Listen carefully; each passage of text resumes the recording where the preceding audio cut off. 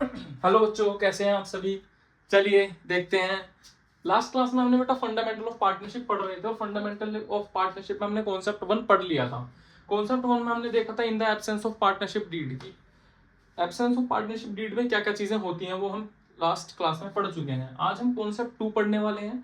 उस कॉन्सेप्ट 2 को पढ़ने से पहले हम लोग कुछ नोट देख लेते हैं, क्या कुछ इंपॉर्टेंट चीजें हैं। जैसे कि सबसे पहली चीज होती है हमारी नोट 1 में कि any partner earn any profit by doing the same business और using the property of the firm name और profit may be asked by the firm. जैसे कोई भी पार्टनर कोई भी प्रॉफिट अर्न करता है bye doing the same business करके, या फर्म की प्रॉपर्टी यूज करके, या फर्म का नेम यूज करके, तो वो प्रॉफिट जो है वो फर्म का माना जाएगा, ना कि उस पार्टनर का माना जाएगा। तो उस कंडीशन में क्या होता है, वो फर्म उससे पार्टनर से वो प्रॉफिट मांग लेती है। ठीक है बेटा, एक नोट ये है हमारा। सेकंड नोट आपको क्या ध्यान रखना है कि कभी भी यदि कोई भी पार्टनर अपना कंसेंट नहीं देता है, अपना कंसेंट मतलब अपनी सहमति नहीं देता है किसी काम को करने के लिए, कोई डिसीजन लेने के लिए, तो उस कंडीशन में वो डिसीजन लिया नहीं जाएगा, है ना। If any partner does not giving his consent to the any decision, then that decision will not be taken by the firm. Clear है। तो every partner should be agree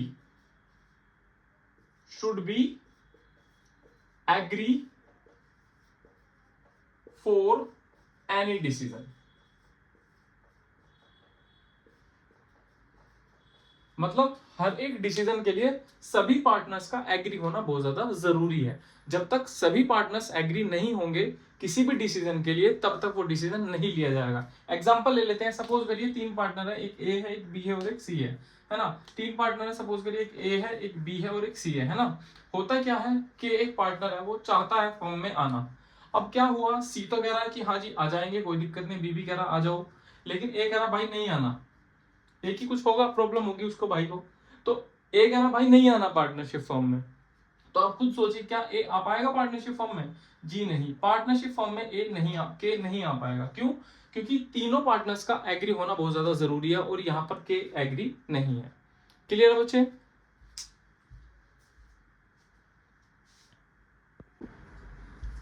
हाँ तो बच्चों देखिए हमारा कॉन्सेप्ट 2 है interest on loan. Basically interest on loan होता क्या है पहले हम वो देख लेते हैं। तो इंटरेस्ट ऑन लोन क्या है, ये चार्ज अगेंस्ट प्रॉफिट होता है। चार्ज अगेंस्ट प्रॉफिट, इसका क्या मतलब है जी? इसका मतलब होता है बेटा, जो चीज फर्म को पे ही करनी है, चाहे उसे प्रॉफिट हो चाहे उसे लॉस हो, मतलब कहीं से भी अरेंज करे भाई, ये उसको देना ही देना पड़ेगा। ठीक है, ये दो तरीके से होता है। बेसिकली अगर मैं बात करूं, इंटरेस्ट ऑन लोन जो होता है वो दो तरीके से होता है बच्चे। क्या होती है, पहली चीज होती है अगर फर्म ने पार्टनर को लोन दिया है, ये फर्म है हमारी और इसने लोन गिवन किया है पार्टनर को। इसने एक पार्टनर है हमारे मिस्टर ए करके, ये भाई साहब हमारे मिस्टर ए हैं, इनको लोन दिया है ना। क्या दिया है? लोन दिया है। दूसरी कंडीशन बनती है जब इसने मिस्टर ए ने, सपोज करिए मिस्टर ए ये हमारे पार्टनर है, इन्होंने फर्म को लोन दिया है। दूसरी कंडीशन ये बनती है। ठीक है बेटा, तो यदि पार्टनर ने फर्म को लोन दिया है तो क्या होगा, अगर फर्म ने पार्टनर को लोन दिया है तो क्या होगा। जनरली केसेस में बस ये होता है, आपको यहाँ पर देखना होता है कि पार्टनरशिप डीड है या नहीं है। अगर पार्टनरशिप डीड है तो हम उसी के हिसाब से चलेंगे। अगर पार्टनरशिप डीड नहीं है तो हम क्या करेंगे? अगर पार्टनरशिप डीड नहीं है तो इस केस में जो इंटरेस्ट ऑन लोन लगता है वो लगता है 6% पर एनम। ठीक है जी, मतलब पार्टनर ने फर्म को लोन दिया है और उस कंडीशन में इंटरेस्ट ऑन लोन जो लगेगा वो क्या लगेगा? 6% पर एनम। और इस कंडीशन में पार्टनरशिप डीड में अगर पार्टनरशिप डीड नहीं है तो आईओसी या इंटरेस्ट ऑन लोन नहीं लगता। क्लियर है? अगर पार्टनरशिप डीड है तो उसी के हिसाब से चलेंगे भाई, जितना परसेंट दे रखा है उसके हिसाब से चल लेंगे। अगर नहीं गिवन है तो हम ये मानते हैं इंटरेस्ट ऑन लोन। होता क्या है इसमें बेटा, जनरली केसेस में इंटरेस्ट ऑन लोन निकालने का पहले तो फॉर्मूला देख लीजिए, लोन की अमाउंट इनटू रेट अपॉन 100, है ना, इनटू अगर आपने कितने महीने यूज किया है उस लोन को, है ना, उसको आप यहाँ पर मंथ लिखेंगे और डिवाइडेड बाय 12। ये हमारा होता है बेसिकली इंटरेस्ट ऑन लोन निकालने का तरीका। दूसरी चीज क्या ध्यान में आपको रखनी है, ये P&L अकाउंट में आता है बेटा, है ना। आपने 11th क्लास में P&L अकाउंट पढ़ा होगा, उसमें आपने देखा होगा एक डेबिट साइड होती थी, एक क्रेडिट साइड होती थी, है ना। तो ये जो हमारा इंटरेस्ट ऑन लोन होता है, ये वाला जो इंटरेस्ट ऑन लोन होता है, ये इधर आता है हमारा इंटरेस्ट ऑन लोन। ठीक है, और यहाँ पर बाय एनपी हम लिखते हैं। ये एनपी जो होता है वो हमारा P and L appropriation account में चला जाता है। लेकिन सपोज करो पार्टनरशिप डीड है और हमें ये वाला इंटरेस्ट ऑन लोन भी निकालना है, तो ये वाला कहाँ जाएगा बच्चे, यहाँ जाएगा।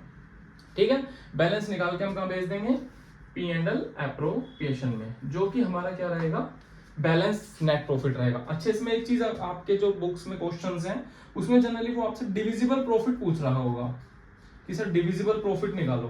तो डिविजिबल प्रॉफिट कुछ नहीं है, सिंपल है, आपका नेट प्रॉफिट जो आपको दे रखा है उसमें से माइनस कर दीजिए इंटरेस्ट ऑन लोन को। कौन सा लोन, ये वाला।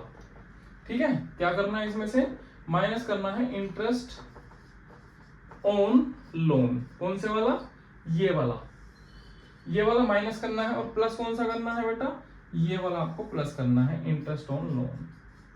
अगर तो बेसिकली हमारा डिविजिबल प्रॉफिट आ जाएगा। ठीक है, सो ये कॉन्सेप्ट है हमारा concept 2 interest on loan. Basically ये कैलकुलेशन आपके एग्जाम्स में क्वेश्चन में पूछता है, कभी कभार एक आध बार वो जनरल एंट्री पूछ सकता है। तो जनरल एंट्री भी बहुत सिंपल है इसकी, वो मैं आपको नेक्स्ट वीडियो में करा दूंगा। फिलहाल आप इतना समझ लीजिए।